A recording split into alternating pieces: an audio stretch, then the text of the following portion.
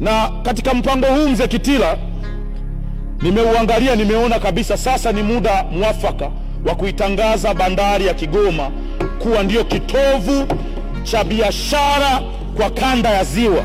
Huyu ndiye mbunge shujaa kutokea maeneo ya Kigoma mjini.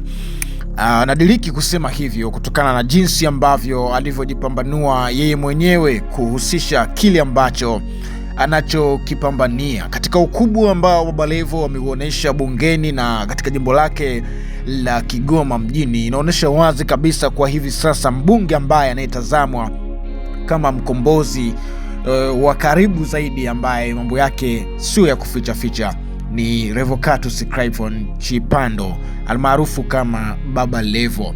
Amezidi kueleza mengi kuhusiana na kile ambacho kinachoendelea Kigoma katika jimbo lake, na sio tu katika jimbo pekee, bali amezidi kupambanua na kueleza jinsi ambavyo bandari ya Kigoma ni kivutio cha biashara kanda ya Ziwa iboreshwe.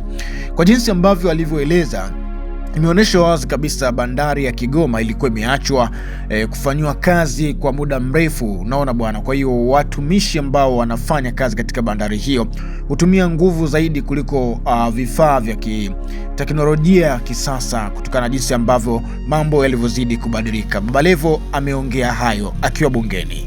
Amejikuta kuwa ni mbunge ambaye anayepokea shangwe zaidi, na amekuwa ni mbunge ambaye anaziwasilisha hoja zake ni kama alishawahi kuwa mbunge kwa miaka 10 mfululizo, lakini kwa mara ya kwanza tu ameweza kuipata fursa hiyo ya kuwa mbunge wa bunge hili la Jamhuri ya Muungano wa Tanzania, na kama jinsi alivyojitambulisha na kusema kwamba ajira yake ya ubunge ndio ajira yake ya mwisho, hivyo atawatumikia wananchi wa Kigoma kwa moyo wake wote, na anayafanya hayo kwa vitendo kama jinsi alivyojielezea.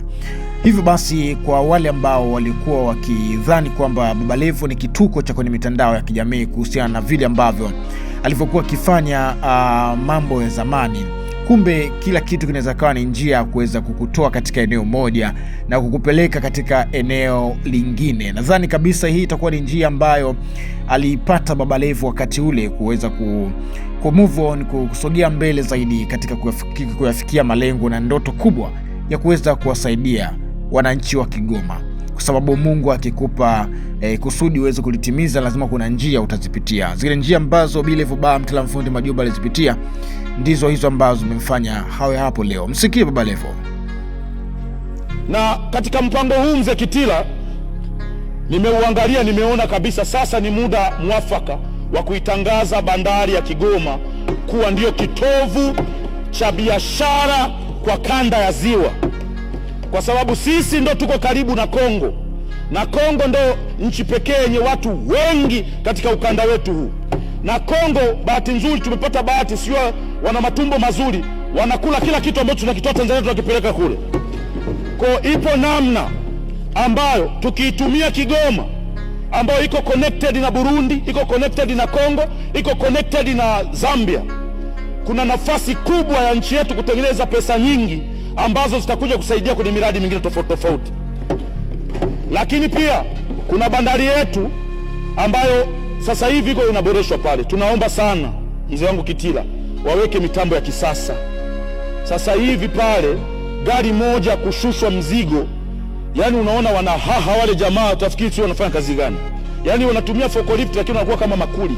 Tunaomba mitambo ya kisasa iwekwe ili kufupisha muda wa kupakia na kupakua mizigo katika magari bandari ya Kigoma.